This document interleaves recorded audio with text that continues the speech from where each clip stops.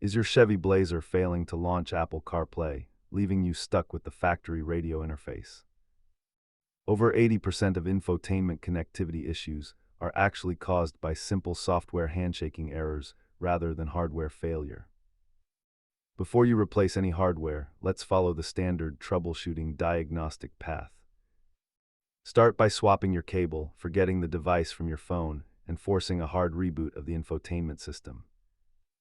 If the connection remains unstable, inspect your USB ports for debris or consider if your HMI module needs a firmware flash. Try these software fixes first, but leave module replacements to the professionals if the hardware is internally damaged.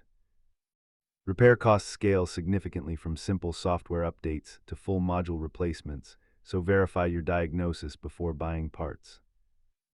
Most Blazer CarPlay issues clear up with a simple reset, so try that before spending a dime on repairs.